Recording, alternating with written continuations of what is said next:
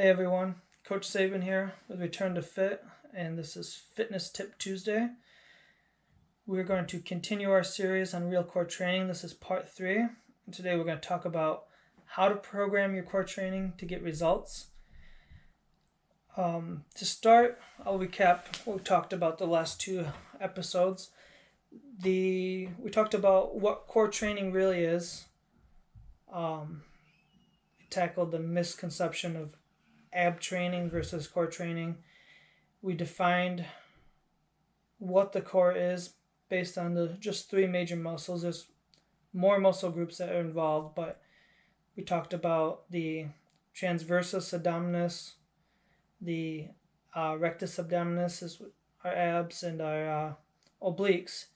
And we talked about the functional roles that they play: anti-rotation, anti-lateral flexion, anti-extension. From there, we moved on to the next week, the core training safety.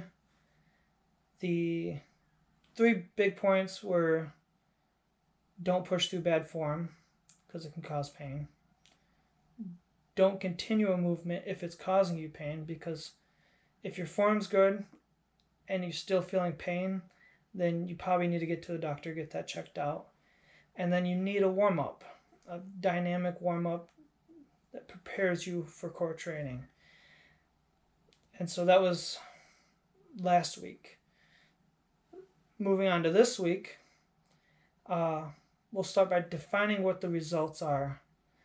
There's a misconception that the purpose of core training is to get a flat stomach, getting really ripped abs, and that beach body look.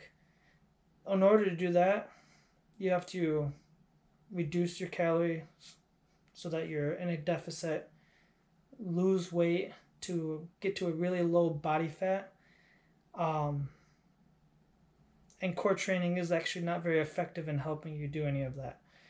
Core training, so it improves movement and protects you from injury while moving. That's the goal. Those are the results we're looking for when we do our core training. But bench press, deadlifts, and squats and things of those nature, core training is the foundation that stuff's built on. If you have a weak core, that stuff's more likely to cause you harm, and you're not going to get the most out of that training without a strong core. It'll improve those movements as well. So now that we know what the results we're looking for are, let's talk about how to program. We know the 3 positions, or the functional roles, and so we have to put those into our workout. We don't want, so you can do all 3. This is where you have to program to the person. There's no set cookie cutter template. But I talked about putting it into your warm up before you go for a run. If you're a runner, you could probably do all 3, but you don't want to do them every day. If you're a weightlifter or you're doing weight training, you could probably do all 3, but you wouldn't want to do it every day. So we tend to look at, what are we doing? How does this fit into the rest of their life? And we tend to either split up the functional roles, training of the functional roles, into different workouts, or we'll maybe do 2 of them at a time and split that up that way. Or we might do all 3 one day and then 1 on 3 other days, 1 of each on 3 other days. It varies. The next key point is they have to be progressive. You're not going to get a lot out of doing a 60-second plank, for 6 months as part of your training. You have to progress that 60-second plank into something more. You have to progress your side plank, your C-sit. You have to be progressing. So wherever your starting point is, it has to progress into more challenging exercises to continue to adapt. What happens is, over time, your body adapts to the stress you're putting onto it.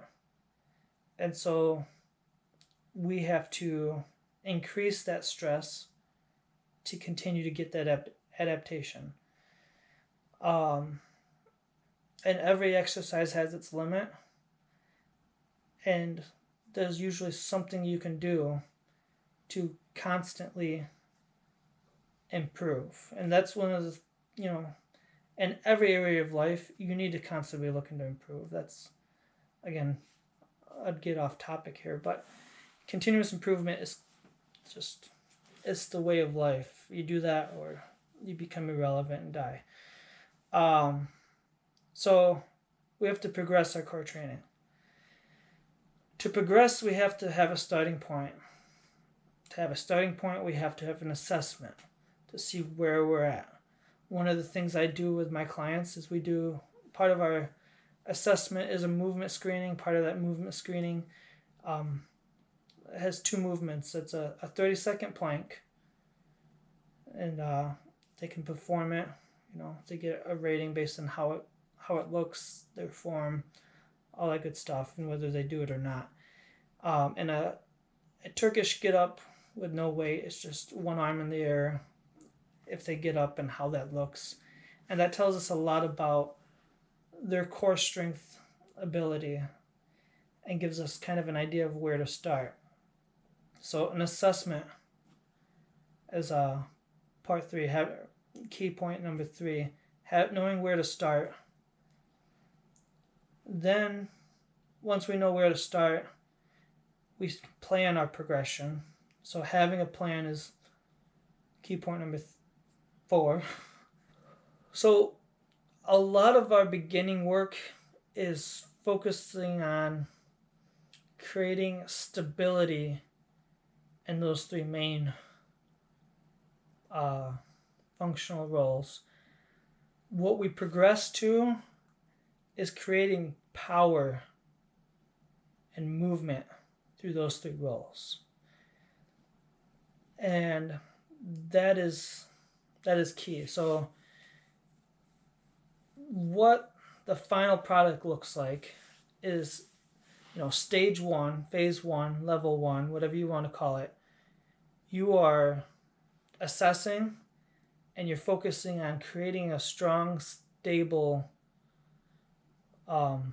core. You do your warm-up. You workout number 1, your anti-extension. Workout number 2, anti-lateral flexion. Workout number 3, anti-rotation. And then you repeat that the next week and the next week and the next week. And you're focusing on creating stability there. That lasts 4 weeks at a minimum, but it depends on the person. Then we progress into some movement in those areas, some more dynamic core exercises where you're stable but creating movement through that. A kneeling cable press or half kneeling cable press, or creating movement in that. Then that lasts another 4 to 6 weeks, sometimes shorter, sometimes longer. Then you progress into power. And again, you do your warm-up, core training. What we mean by power and core training is, again, you're using those muscles to resist rotation, flexion, extension, but you're creating a more powerful movement. So you'll do something like a medicine ball. You'll throw a medicine ball in a C-sit. You will a kneeling lumberjack especially if you have access. Like, gyms are closed down right now, but one of my favorites is a kneeling lumberjack chop, which is with a cable machine. So you start up here and you're on your knees, pull hard, creating, a lot of rotational force, but using your core to resist the rotation. Those kind of things for power, and that's another 4 to 6 weeks. And then you will go back to stability and work your way through over and over again based on whatever it is you're training for. Anti-extension means you're not extending your lower back. There's no arc. You're going through whatever movement it is without that excessive arc. A lot of, back that up. When I have clients, I talked about the movement screening in the discussion, who can't do the 30-second plank. We start with a regression known as a Deadbug. So I'll perform that, feet straight out, arms overhead. You're not arcing your lower back. Brace your core like somebody's about to punch you in the stomach. And opposite limbs are going to be lifted straight up.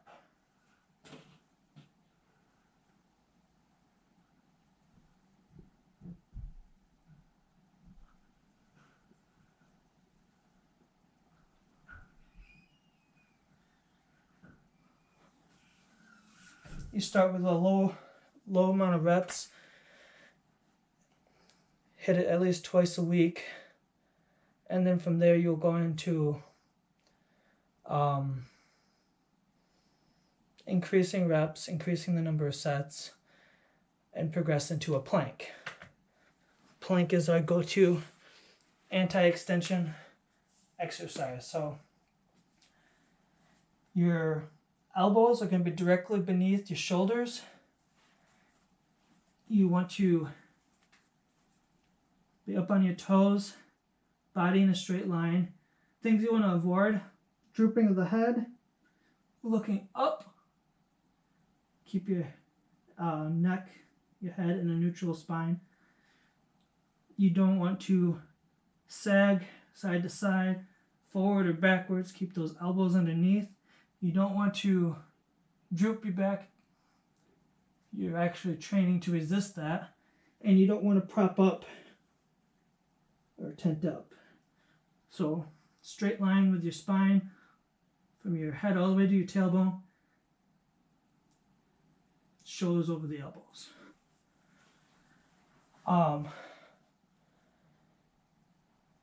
And so once we progress into that, we might start with 30 to 45 seconds.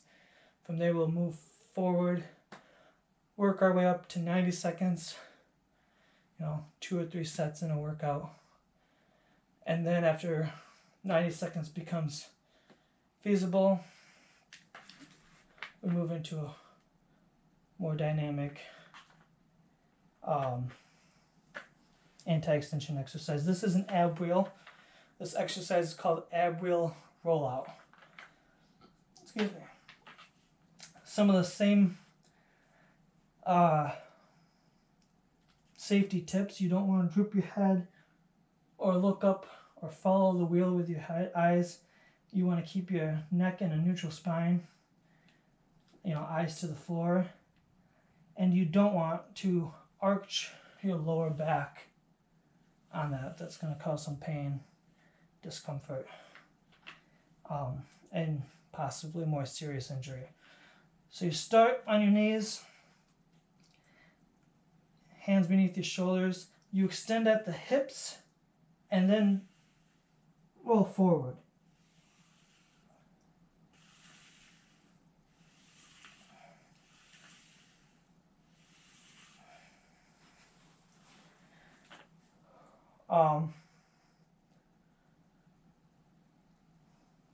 And you work again. This is you start off with lower reps a couple of sets, and you work up into 12 to 15, 3 sets, and that's when you know time to progress. Thanks for watching, and I'll see you guys next week.